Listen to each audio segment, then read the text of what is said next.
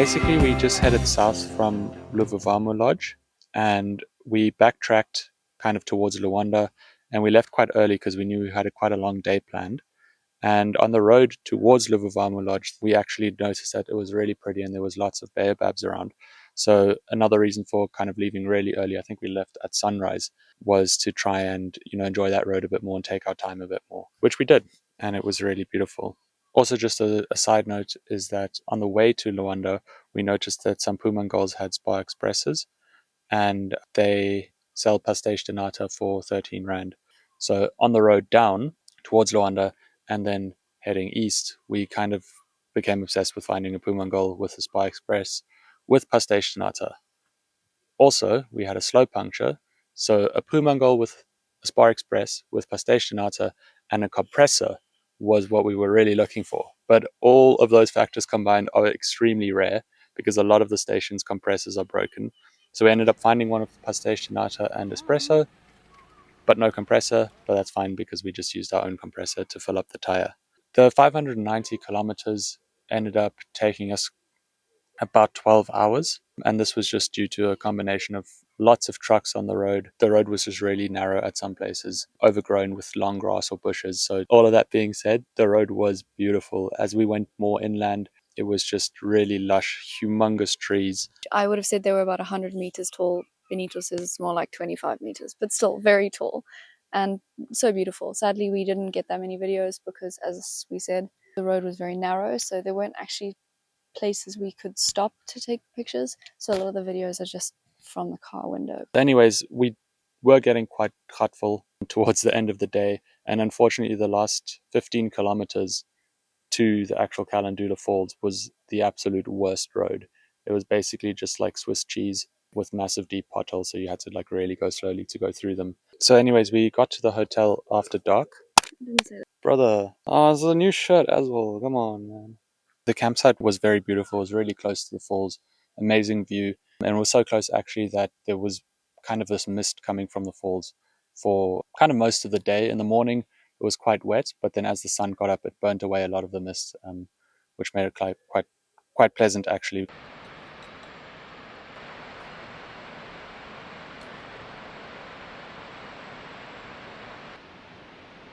We stayed there for 2 nights, and we spent the next day just exploring the falls. There was 3 different viewpoints, so 2 kind of on top of the falls, and then 1 you walked actually down into the cauldron and stood right at the base of them, and that was really, really cool.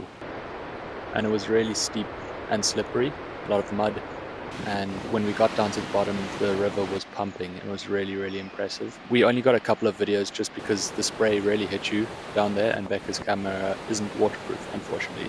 But it was really cool to stand there just fully in the spray of the falls. So in the afternoon, we decided to go for a little walk back to the viewpoint just to enjoy the sunset. And I think we'll just let the clips speak for themselves because damn, those falls are really something special. And we went with a little different piece of music this time. If you know the movie that it comes from, you'll see why it's quite fitting.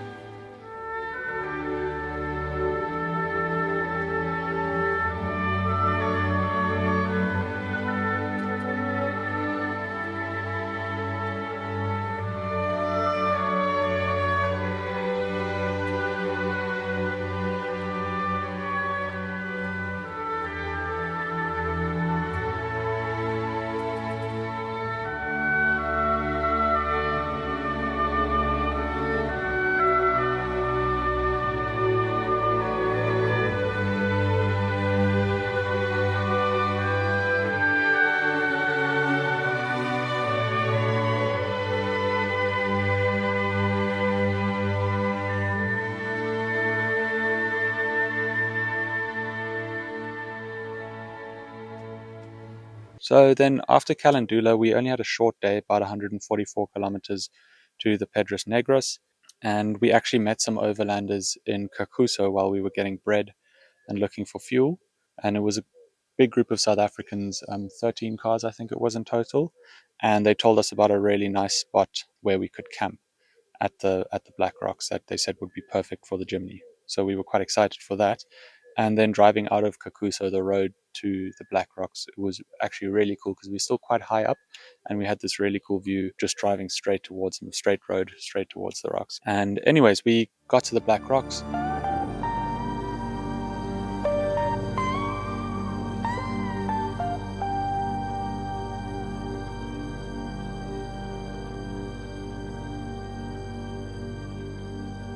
We drove up to the viewpoint and it was actually quite a tough drive. The road was in pretty bad nick.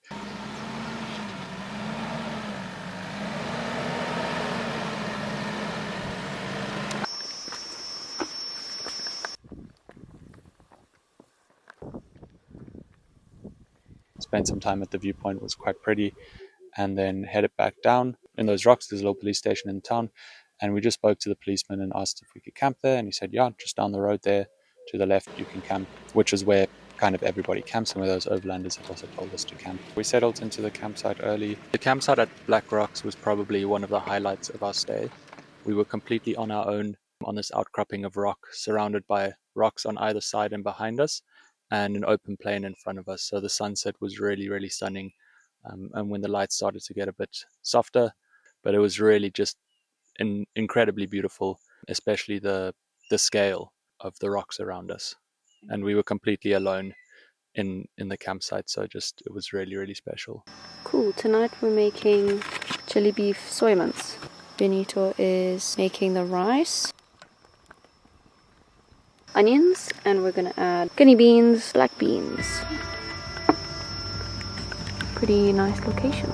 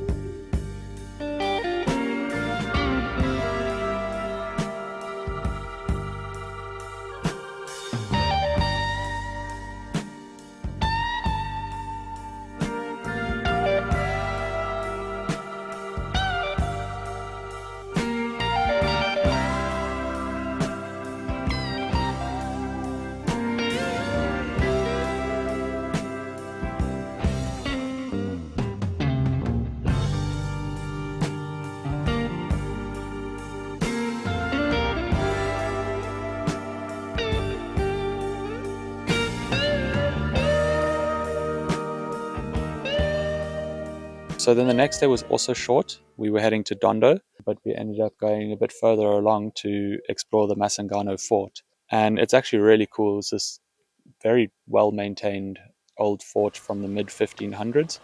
And there was a couple of other old ruins there as well, right on the Kwanzaa River. Actually, really cool view. And it was just awesome to explore those ruins. Also, the road from Dondo to the fort on the tar and then also the dirt road was just covered with baobabs. It was incredible. I think the videos don't quite do justice. They were literally everywhere. It was just forest. So then after the fort, we headed back towards Dondo and spent the night in a hotel, which was our first night of the trip, not sleeping in our rooftop tent. And it cost us 500 Rand for the room. And it was really nice, actually. Decent.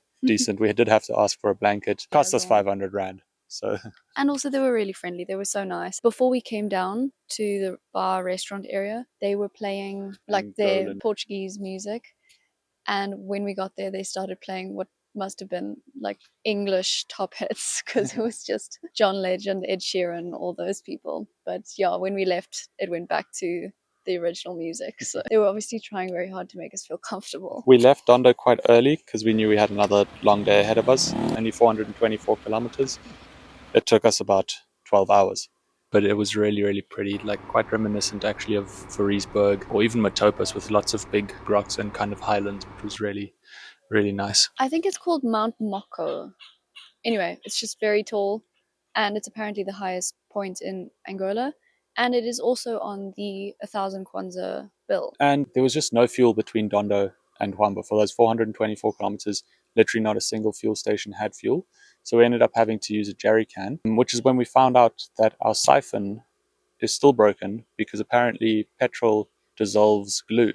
So, who'd have thunk it? But anyways, we managed to make a plan with a Fanta bottle and a piece of wire. In Huambo as well, it seemed like everybody was getting their fuel delivery that day or that evening because there was just really, really long queues that weren't moving and the cars were empty. So people weren't like actively waiting. They're kind of reserving their spots in the line. We decided to just get fuel the next morning and we headed off to the place where we were going to stay, which was at a nice church. And we just stayed in their parking lot. The security guard there was very friendly, and so was the padre who came out and chatted to us for a bit. Temperature-wise, Dondo was like humid, jungly. I think when we woke up, we felt like we were in Thailand, but Huambo was kind of like Highlands, I guess. It was altitude at 2,000 meters, I think, 1,800 meters, and it was really chilly, which was quite welcome. So the next day, we managed to get our fuel nice and early in the morning, and then headed another 440-ish kilometers towards Lubango, which again took us about 11 to 12 hours, mainly because of trucks and road conditions as well. And then we had a fun time entering into Lubango because they had roadworks, and we ended up following Google Maps and getting a little bit lost. Yeah, so the main road was blocked off, so we turned around and went to the detour. We just followed it, but I think we got lost at one point. We started going on these tiny little roads that I think only motorbikes drive on and people walk on between houses. Like, honestly, not a real road. We got a lot of strange looks. Eventually, we got to a spot where we thought we'd be able to cross, and it became clear that there was like a river there or something. There were a bunch of people there, and we opened our window and said, where do we go? Essentially, they said, no, you have to go that way, and you can follow this guy, pay him 2,000 kwanzaa, and he'll lead you there. So we followed him back through the roads that we had come, and he took us back to the main road. There was another detour that we didn't see coming in, takes you to where we were trying to go. So yeah, we got through very easily after that. Something we noticed, especially in Lubango, was how clean a lot of the cities are. So obviously, like everywhere, there's rubbish in some places, but especially in the cities, we often saw people cleaning up in the morning, sweeping. The verges and sidewalks were really clean. So it was really quite cool to see. We finally made it to our nice little campsite in Lubango, and it was when we got there, we thought like, oh, this is such a nice, felt like the university quarter, like there was a big sports field next door, like a park and everything. So it was really, really nice. All university quarters, though, we found out. We're very, very close to a nightclub, which is very loud. And Angolans apparently party hard.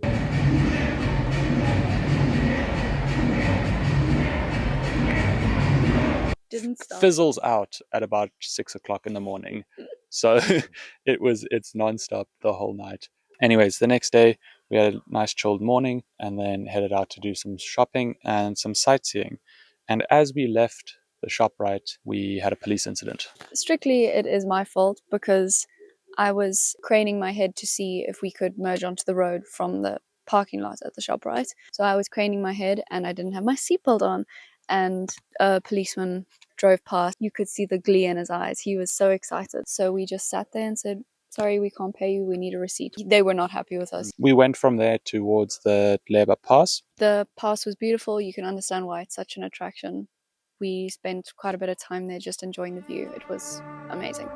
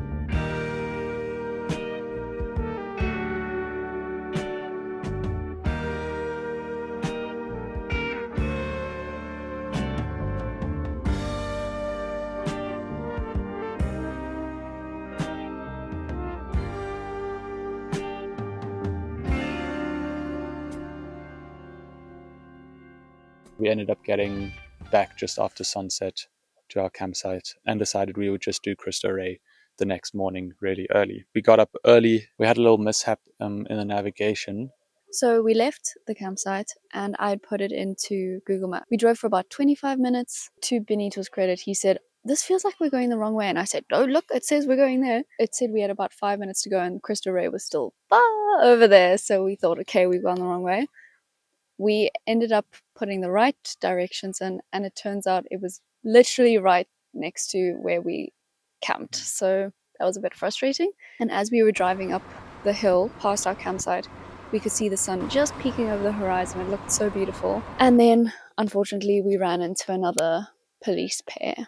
As they pulled us over, I could have just cried because I just knew any hopes of seeing sunrise were just dashed in that moment.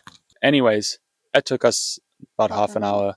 Eventually he said, well, he typed out a long paragraph and said something along the lines of, "Oh, we're all brothers and sisters in Christ and we'll forgive your fine, but would you like to give us something?" We wanted to try get some of the morning light, so we just paid him 2,000 kwanza, which is about 40 rand, and we sped away very quickly.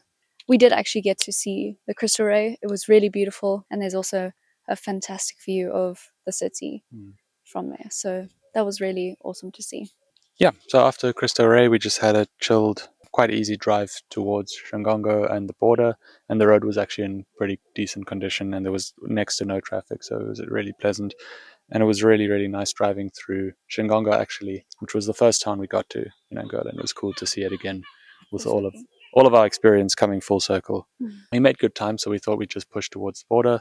There were some cool tanks next to the road. So we got to the border, managed to fill up at the Santa Clara petrol station, which was really, really nice. And then we got to the border and got through our immigration, no problems. We got into Namibia and stayed at a nice little place close by. As much as we have told the stories about police corruption, overwhelmingly, our experiences with police were very, very pleasant. So just a couple of overall impressions from Angola. The people, incredibly friendly and helpful. It was a pleasure most everywhere we went. So many baobabs and also so many motorbikes, and we saw some pretty funny riding styles and situations, which we'll put up some pictures. Really the biggest impression of Angola is just the incredible range of landscapes. So anything from tropical to desert to coastline, it was really, really cool to just drive through all of those places, and every single one of them was impressive. There was almost nothing mediocre. So we're really, really excited to go back sometime and do some more exploring. Very high on the recommend list. Cool. Thank you so much for watching. See you next time.